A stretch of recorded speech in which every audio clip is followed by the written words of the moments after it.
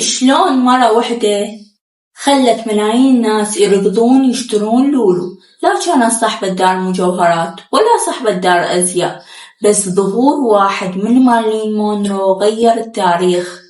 أني فرح طيف وهسه بودكاست فرح طيف. اللولو قبل مارلين مونرو مو مثل ما صار بعدها.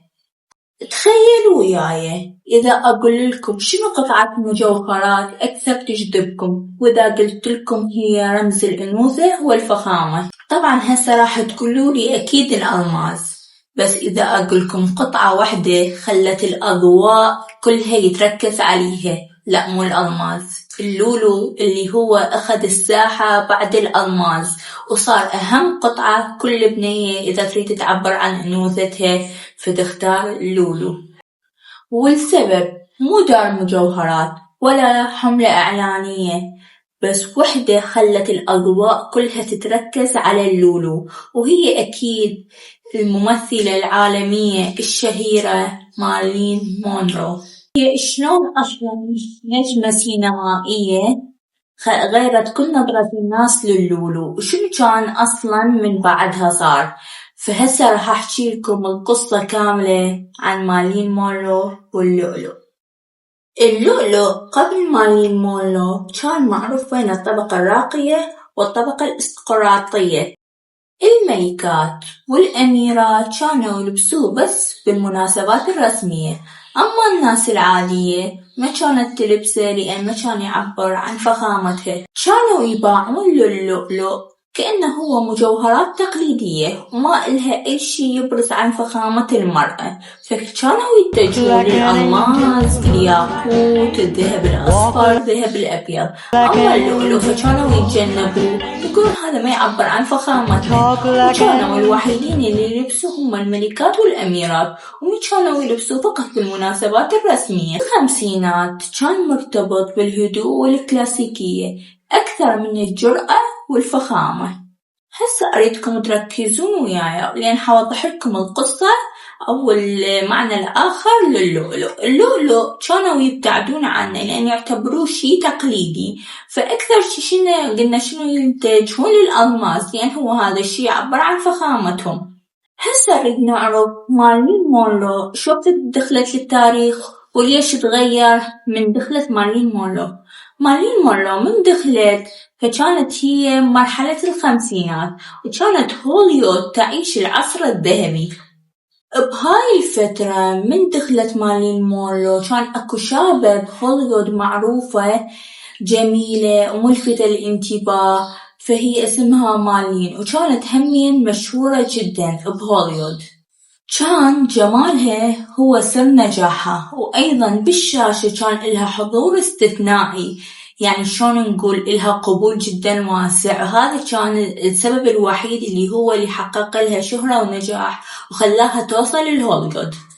مارلين كانت أي شي تريد تلبسه يصير حديث العالم، وكانت شنو تسوي من ظهرت بعام 1953 غيرت حياتها وحياة اللؤلؤ سوا. فيلم جنتلمان بريفل بلوندز. هسه راح نحكي قصته وليش اختاروا بالأخص مارلين مونرو صارت النجمة السينمائية بهوليوود. أنا هسه من هحكي لكم الفيلم، طبعا أنصحكم جدا تشوفوا، قصته كلش حلوة، بس أنا هسه راح أختصر لكم إياه.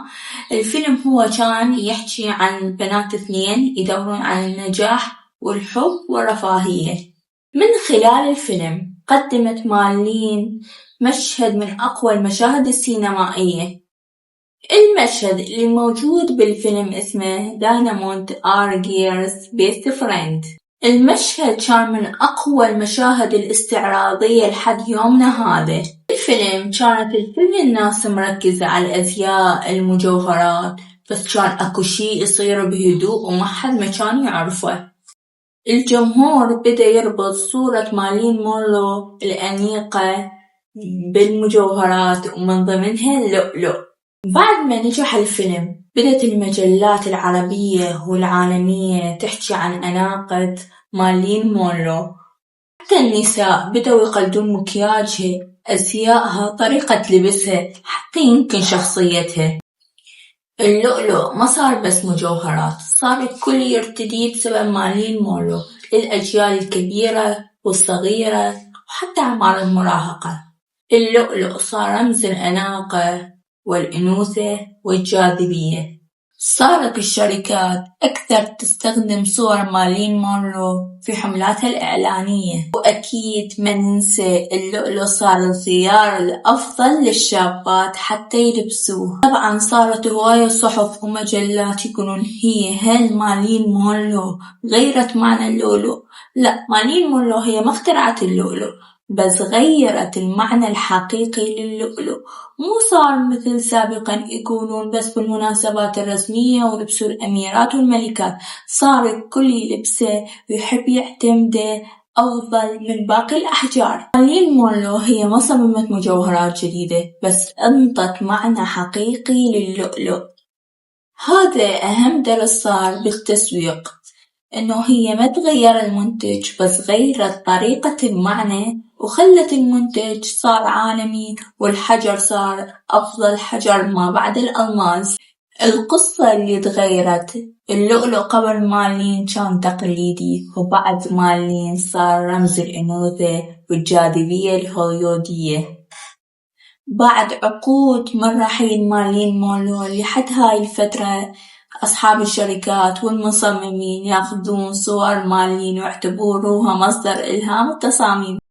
تخيلوا حتى دور المجوهرات العالمية ترجع لأسلوبها، وهواية من الحملات الإعلانية يعتمدون نفس الفكرة اللي كانت تستخدمها بالتسويق. بعد مرور عقود طويلة من وفاة مارلين مونرو، لحد الآن دور المجوهرات تستلهم من تصاميمها وأفكارها، وحتى الحملات الإعلانية يتبعون طريقة أسلوبها.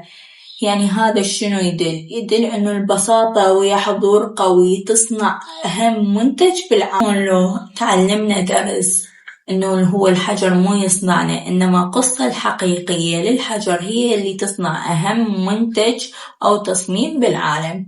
اللؤلؤ قبل مارلين مونرو ما كان إله أي معنى، وبعد مارلين مونرو صار إله معنى. إذا حبيتوا المحتوى وتحبون أستمر بهاي القصص، حابة كلش أعرف رأيكم بيها. طبعا المجوهرات اليوم كلها اللي لابستها هي من تصميمي، فأريدكم تدعموني بلايك وتشتركون بالقناة وتفعلون جرس التنبيهات حتى يوصلكم كل فيديو أنزله. طبعا القصة الجاية جدا نارية. مع السلامة والتقيكم بأمان الله.